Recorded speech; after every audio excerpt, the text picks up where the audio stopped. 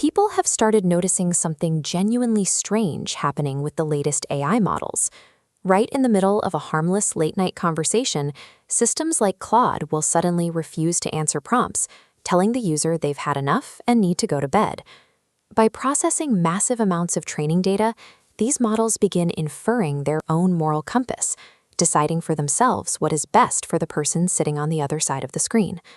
The creators of these technologies, at companies like Anthropic and OpenAI, frequently admit in their own research reports that they do not actually know exactly why the AI makes these specific choices.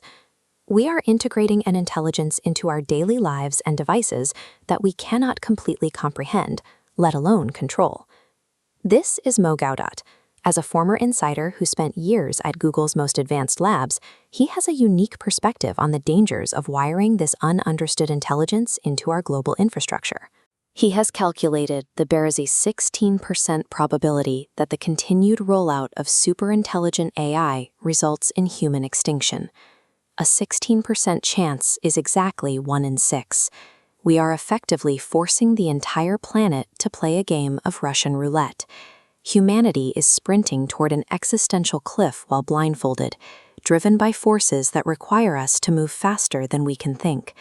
The companies building these systems are locked in a ruthless corporate arms race.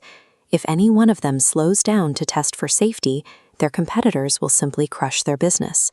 To win this race, they are changing how they value work, transitioning their organizations away from human hours and building systems that operate purely on compute tokens. You might hear tech executives like OpenAI CEO Sam Altman publicly musing about the possibility of AI ending humanity, adopting the posture of a responsible steward who understands the stakes. Yet behind the scenes, these organizations aggressively chase massive corporate and surveillance contracts. When a competitor turns down a $500 million deal over ethical concerns about human targeting, OpenAI eagerly takes the money. These warnings of doom are largely a PR operation. The script changes depending on who's listening, providing cover for a ruthless race to replace humans with compute power. To see exactly who gets replaced first, we can map out the modern workforce using Gawdat's pyramid of obsolescence. Interestingly, the people at the bottom of the pyramid are the safest. Manual laborers, tradespeople, and blue-collar workers operate in a physical world that robots are nowhere near ready to navigate. The immediate casualties are the desk workers. By 2027, entry-level knowledge jobs like call center agents, paralegals, and administrative assistants will see their roles completely evaporate. As compute tokens become cheaper and models get smarter, that evaporation will consume middle management. Eventually, superintelligence will be capable enough to replace the very CEOs who funded it.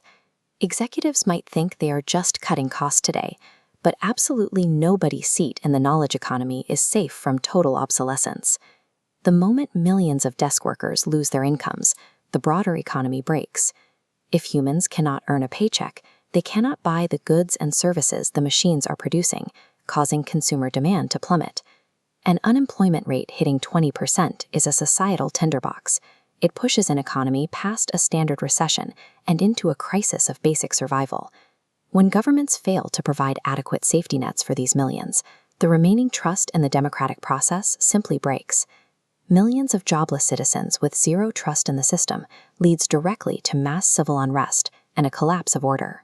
The initial destruction caused by AI manifests as a socioeconomic collapse that tears society apart from the inside. This leads to Gawdat's darkest paradox. Even with a 16% chance of human extinction, handing our global decision-making over to a superintelligence might actually be the mathematically safest option we have left. The logic is grim. Human leaders are often short-sighted and entirely disconnected from the long-term well-being of the populations they govern. You only have to look at the current geopolitical landscape to see this in action, as nations recklessly integrate automated targeting algorithms and drone fleets into high-stakes warfare. Human leaders will never proactively sit down to sign a treaty that aligns AI or slows down the global arms race. They are too heavily incentivized to win the current conflict. Because of that, a shocking global disaster becomes a mathematical inevitability to force regulation. Gawdat warns that we have already entered the most volatile window of this transition. where our lack of control over the technology meets a complete lack of faith in the systems meant to contain it.